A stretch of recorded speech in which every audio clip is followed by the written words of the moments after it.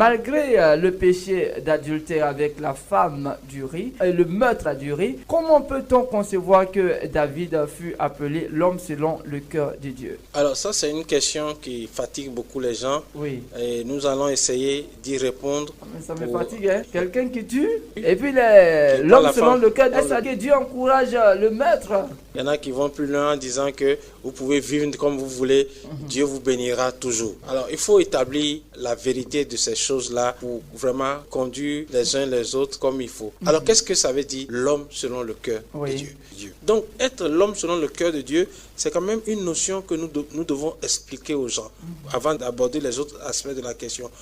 Dieu nous a dit dans sa parole, Jésus nous l'a dit, il dit que tu aimeras le Seigneur ton Dieu de tout ton cœur, de toute ton âme, de toute ta force et de toutes tes pensées. Donc l'amour que nous manifestons à Dieu, ça va être un amour selon le cœur, selon l'âme, selon la pensée et selon la volonté. Donc dit déjà que David est l'homme selon le cœur de Dieu. Quand Dieu dit cela, Dieu rend alors témoignage de l'amour que David manifeste à son endroit. C'est très important. Il faut donner des exemples dans la Bible pour montrer en quoi David est l'homme selon le cœur de Dieu.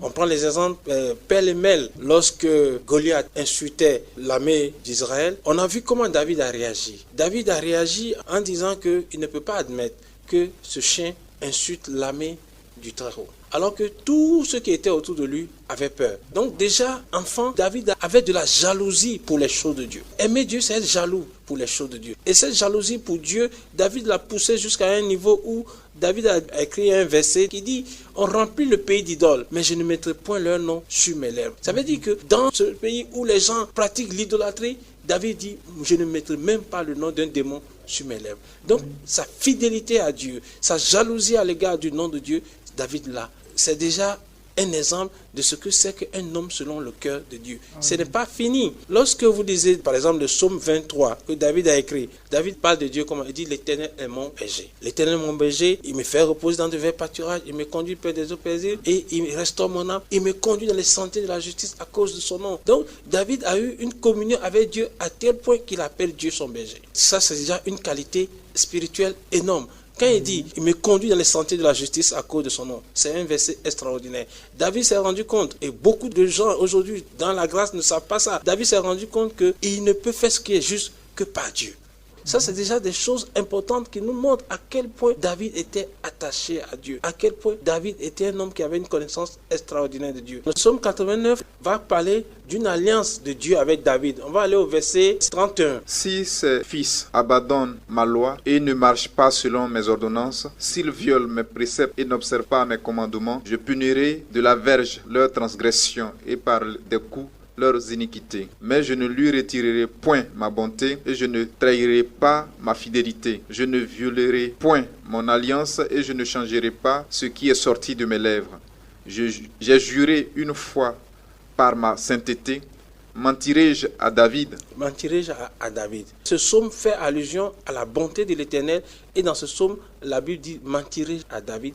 On peut étaler les qualités de David dans sa marche avec Dieu. La plus grande partie des psaumes ont été écrites par David et les psaumes, tenez-vous bien, c'est pratiquement la Bible en miniature. C'est en ce sens que David est l'homme selon le cœur de Dieu. Donc aujourd'hui, tous ces chrétiens qui estiment que peuvent vivre dans le péché et être bénis comme David, est-ce que eux aussi, ils sont l'homme selon le cœur de Dieu comme nous d'en parler? Ça, c'est déjà une question que moi je pose. On a dit cet aspect des choses, David, l'homme selon le cœur. Mais une chose importante que nous devons savoir, c'est que le péché qui est arrivé dans la vie de David, l'adultère avec la femme d'Uri et ensuite le maître du mari de cette femme-là, qui est Uri. Alors, quand David a commis ce péché, est-ce que Dieu a acclamé David? Il faudrait que les gens sachent ce que Dieu a dit par rapport à ce péché. On va prendre 2 Samuel 12. Et Nathan dit à David, ainsi parle l'Éternel, le Dieu d'Israël. Maintenant, l'épée ne s'éloignera jamais de ta maison, parce que tu m'as méprisé et parce que tu as pris la femme d'Uri, le Héthien, pour en faire ta femme. Ainsi parle l'Éternel, voici, je vais faire sortir de ta maison le malheur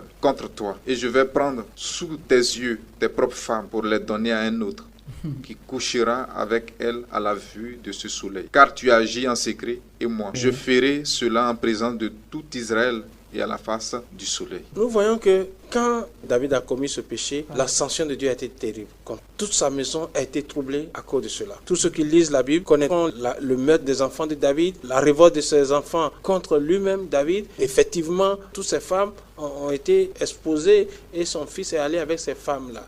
Donc, Absalom, oui. On ne peut pas prendre ces choses-là comme des arguments pour enseigner que quel que soit le péché que vous allez commettre, Dieu vous bénira. Et là, vous voyez que la sanction est terrible. La maison de David a été troublée. Est-ce que vous voyez? Mais à côté de tout cela, la fidélité de Dieu demeure. On va retourner au psaume 89. On verra pourquoi la fidélité de Dieu demeure à l'endroit de David. D'accord. Je ne lui retirerai point ma bonté et je ne trahirai pas ma fidélité. Je ne violerai point mon alliance et je ne changerai pas ce qui est sorti de mes lèvres. J'ai juré une fois par ma sainteté. Mentirai-je à David? Amen. Donc nous voyons ici, Dieu est clair. S'il y a eu le péché, je châtirai, mais je n'irai pas jusqu'à trahir ma bonté. La fidélité de Dieu envers David est restée parce que Dieu ne trahit pas son alliance. On a un passage dans 2 Timothée 2, verset 13. Si nous sommes infidèles, il demeure fidèle, car il ne peut se renier lui-même. Dieu qui a juré sa bonté à quelqu'un, il ne peut pas se renier.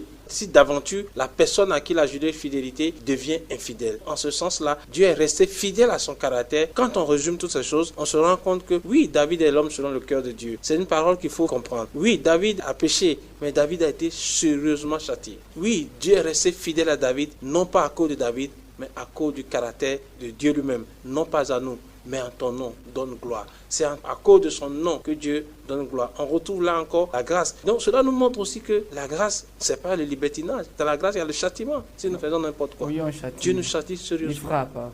Oui.